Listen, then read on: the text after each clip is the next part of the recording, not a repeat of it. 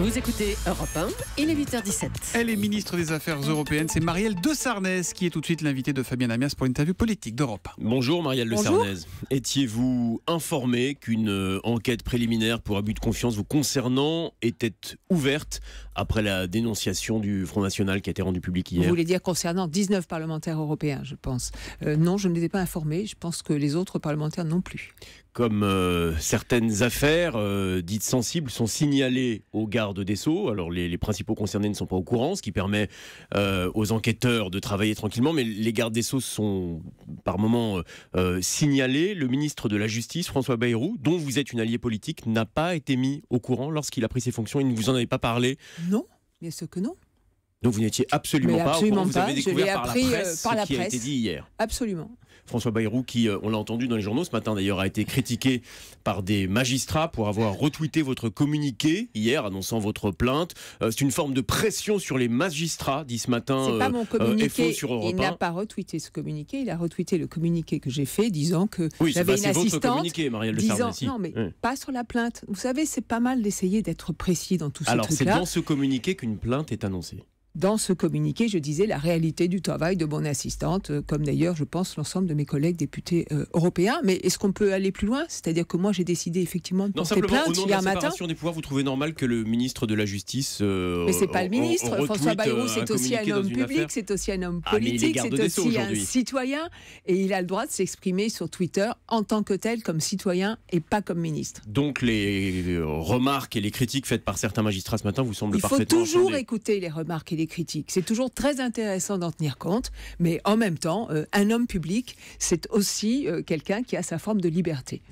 Cette plainte dont on parle à l'instant, vous la déposez contre dénonciation calomnieuse. Concrètement, ça signifie que tout ce qui a été dit hier concernant votre collaboratrice est faux. Vous n'aviez pas une collaboratrice qui travaillait pour vous, pour le Parlement européen, qui en même temps était élue régionale. Oui, tout ça est exactement. inexact. Tout ça est faux. Ah bon? Tout ça, ce sont des mensonges. C'est pourquoi j'ai porté plainte pour dénonciation calomnieuse. Parce que moi, je ne peux pas accepter, au fond, que le Front National salisse les parlementaires européens honnêtes pour couvrir leur propre turpitude. Parce que c'est exactement de ça qu'il s'agit. D'ailleurs, il suffisait d'écouter M. Philippot hier matin sur votre antenne. On essaye de salir tout le monde pour essayer de s'en sortir. Eh bien, moi, je dis aux gens du Front National que nous n'avons pas les mêmes pratiques qu'eux et que nous, quand nous avons des assistants parlementaires, ils travaillent pour nous, ils font leur boulot. Vous savez pourquoi? Parce que nous sommes des députés européens qui travaillons aussi au Parlement européen. Mais alors, le Front National, les concernant, il y a une information judiciaire qui est ouverte. Marine Le Pen avait même été convoquée par la justice pendant l'élection présidentielle. Elle ne s'est pas rendue à cette convocation. Le Parlement européen s'est saisi ça- de cette question, comme vous le savez, Ça a été dit. concernant le Front Mais National. pour bien comprendre ce dont on parle, parce que vous dites que c'est faux, mais vous me confirmez que vous aviez bien une collaboratrice, assistante parlementaire, qui en même temps était élue régionale. Et alors? Ah ben je vous pose la question de savoir si Quel c'est est le exact. problème? On devrait avoir des collaborateurs ou des collaboratrices qui n'aient aucun mandat. On devrait avoir des collaborateurs ou des collaboratrices qui, par exemple, ne partagent pas les mêmes convictions que nous, ne sont pas de la même famille politique que nous. Bah, écoutez, moi, c'est pas du tout ma vision des choses. À Et en partir même du temps, moment c'est pas ce où qui a tout été se reproché fait... au Front National également. Qu'est-ce qui Pas font du de la tout. différence? Mais vous faites des confusions incroyables. Non, je vous pose des Ce qui a questions été pour comprendre quelle est la reproché différence. au Front National sont des emplois fictifs. C'est-à-dire que le Parlement européen, avec l'argent européen, finance des assistants parlementaires de députés européens Front National, mais ces assistants parlementaires ne travaillent pas pour leurs députés. Ça s'appelle un emploi fictif. Fictif, vous voyez? Et c'est pas du tout le cas de mes assistantes parlementaires ou des assistants parlementaires des députés européens qui sont mis en cause. Là, il est question concernant cet emploi du dernier mandat en cours. Est-ce que vous aviez des assistants, cette personne ou d'autres avant, qui étaient dans la même situation lors de vos mandats précédents? Jamais. Voilà. Jamais. Nous n'avons pas les mêmes pratiques que le Front National. On n'a pas les mêmes pratiques. Deuxièmement, nous sommes des députés européens qui travaillons. Vous savez, moi, j'ai eu la chance d'être classé dans les deuxième ou troisième députés en présence, en activité au Parlement européen. Ça ne peut pas se faire sans des assistants parlementaires qui bossent vraiment avec vous. Corinne Lepage, qui est une ancienne... Une bienveillante. Bienveillante, je ne sais pas, mais en tout cas qui a été au Modem à vos côtés. Non, elle a été au Modem assez rapidement. Elle s'est fait élire députée européenne et le soir même, elle est partie. Mais elle y a été néanmoins. Elle a affirmé dans un livre paru il y a 2 ans, et elle l'a répété sur cette antenne sur Europe hier, que la secrétaire particulière de François Bayrou était payée par le biais de votre enveloppe à vous. C'est faux, c'est un mensonge. D'ailleurs, notre avocat a eu Madame Lepage au téléphone et lui a dit qu'il tenait à sa disposition les feuilles de salaire de l'assistante en question, si toutes payées par le Modem. Que vous portez pas plainte en diffamation comme vous l'avez fait hier sur ce qui a été dans le dit sur le dépôt Front de National. plainte. Non, mais c'est une accusation Je peux grave. me spécialiser dans le dépôt de plainte. C'est un mensonge, oui, ce qu'elle dit. C'est totalement faux. Et notre avocat le lui a redit encore récemment au téléphone. Je peux me spécialiser. Vous savez, là, j'ai porté plainte hier. C'est la première fois de ma vie que je porte plainte. Parce que je trouve qu'il y a un moment où ça suffit et ça va. Est-ce qu'il y a un sondage qui a été évoqué ce matin à l'antenne, Harris Interactive, qui indique qu'une majorité de Français souhaitent votre démission, ainsi que celle de Richard Ferrand d'ailleurs. Est-ce que vous avez pensé hier dans la journée à démissionner, Marielle de Sarnez ? Moi, je ne suis absolument pas accro au pouvoir. Ce qui m'intéresse, c'est de pouvoir faire des choses. Mais j'ai une grande liberté, au fond. Je suis détendue par rapport à la question du pouvoir. Mais par contre, pouvoir faire avancer les choses, ça m'intéresse.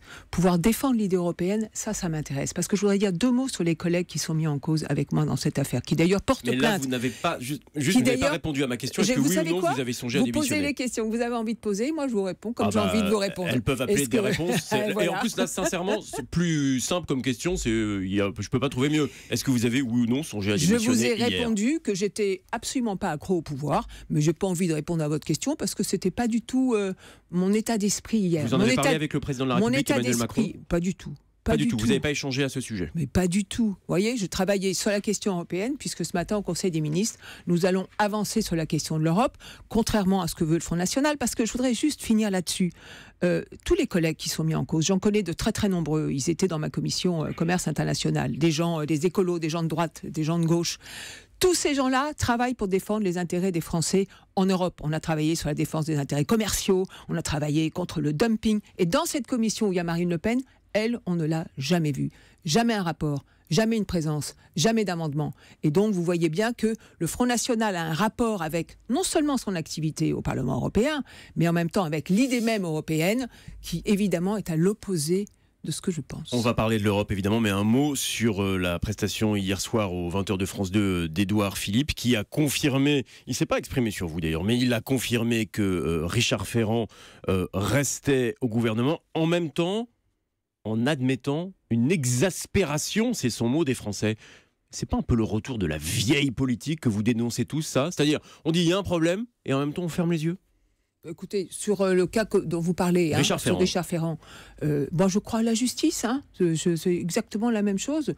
Je crois parfaitement à ça. La justice, pour l'instant, le procureur, pour le moment, ne s'est pas saisi. Il ne s'est pas saisi. Qu'est-ce que vous voulez que j'ajoute à ça ? Rien. Oui, mais la justice ne s'est pas saisie et il y a un projet de loi qui sera discuté, c'est le 14 juin au Conseil des ministres, sur la moralisation de la vie publique, qui sera porté par François Bayrou. Donc, il y a la justice et il y a la morale. Je reprends le terme de l'intitulé de ce projet de loi, moralisation de la vie publique.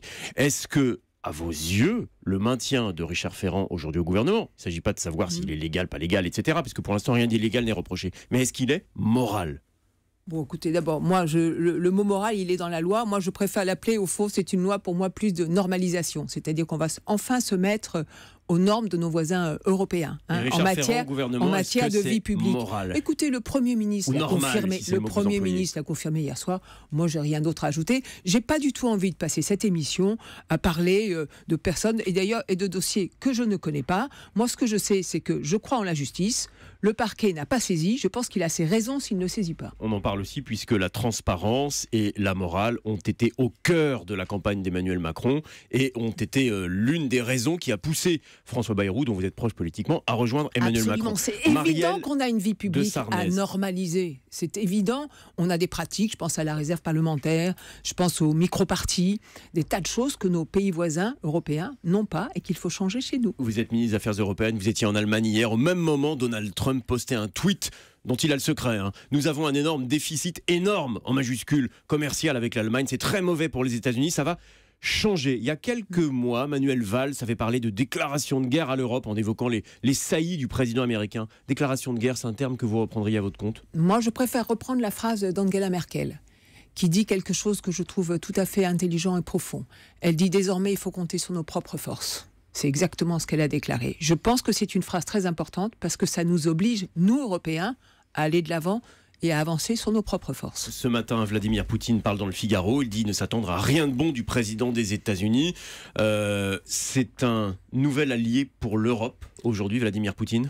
C'est une grande puissance, il faut parler avec lui, c'est ce qu'Emmanuel Macron a fait, mais on a des différends, l'Ukraine et la Syrie. Et l'Ukraine d'ailleurs, il n'évoque pas la tenue d'un sommet, comme ça a été fait par le président de la République lundi. Vous avez bon espoir que ce sommet puisse tenir sur l'Ukraine avec la Russie? J'ai bon espoir qu'on puisse avancer sur la réalisation des accords de Minsk. Marielle de Sarnez, on a appris ce matin qu'un attentat avait eu lieu à Kaboul, dans le quartier des ambassades. Il y aurait plusieurs morts. Est-ce que vous savez si l'ambassade de France a été touchée? Je sais, les informations dont je dispose là à l'instant, c'est qu'il y a des dégâts matériels dans l'ambassade de France. Il y a aussi des dégâts matériels dans l'ambassade d'Allemagne.